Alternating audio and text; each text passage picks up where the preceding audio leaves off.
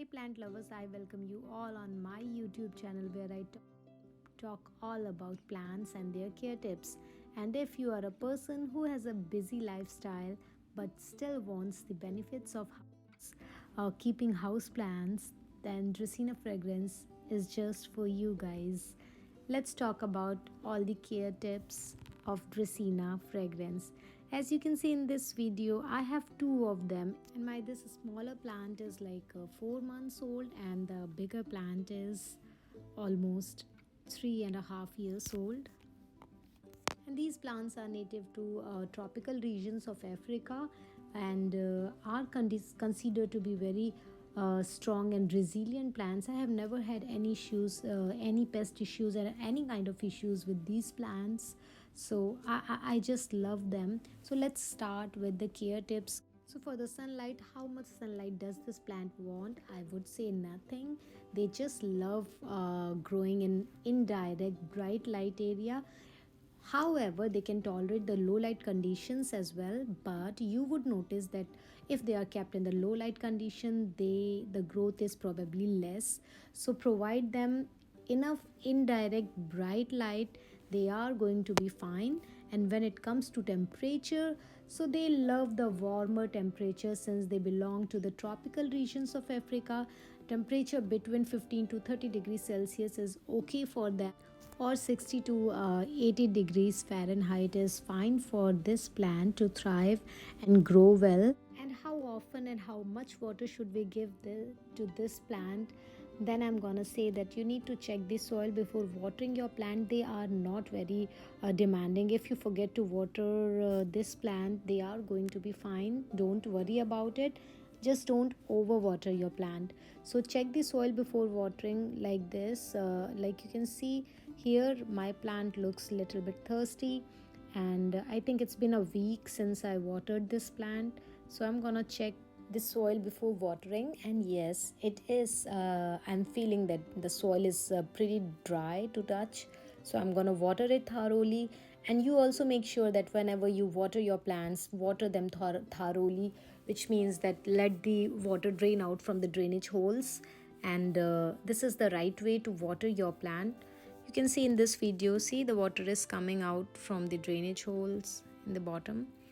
So this is the right method. And the next important thing is soil. Of course, yes, they love to be growing in a well draining soil. So you can add a lot of cocoa coir or cocoa peat in your potting mix and little bit of perlite so that the water can drain out easily.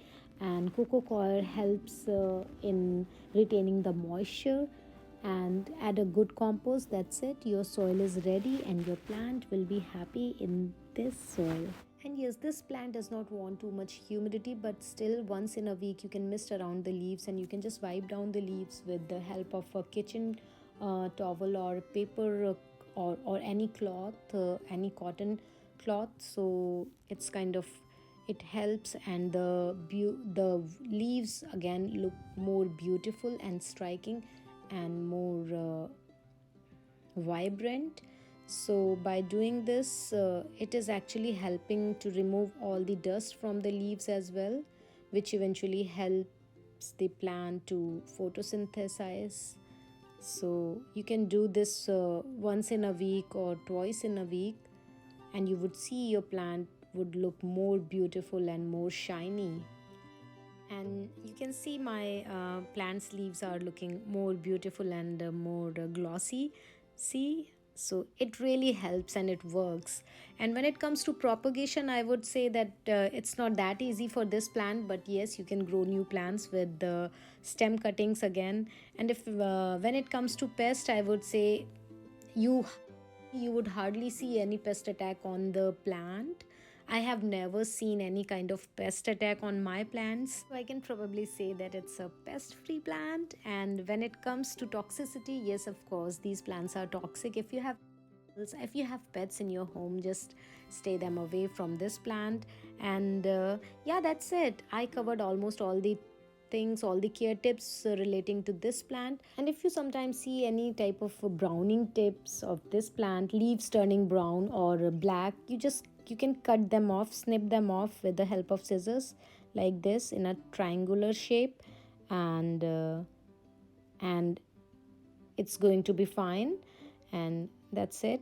That too, it could be, there could be the reasons for that. It might be because of the salt or fluoride or chlorine in your water, or maybe you have underwatered your plants. So just snip them off like this. And if there is a like high chlorine in your tap water, then probably you can use filtered water or rainwater, or you just fill your bucket with the water and leave it for 24 hours. Let the fluoride or chlorine evaporate, or let it settle in the bottom. So next day probably you can use that water to water your plant. This is another way. And really guys, this plant is strikingly beautiful. It's a really low maintenance plant, easy to care for, one of my favorite plants. And I would recommend you just keep this plant, bring this plant home and include it as a house plant. It can be kept outdoors as well, and indoors they are going to look exceptionally good. And if you really like this video, give a thumbs up, and if you haven't subscribed my channel yet, do subscribe to my channel. I will come up with another video on some other plant. Till then, stay happy and happy planting.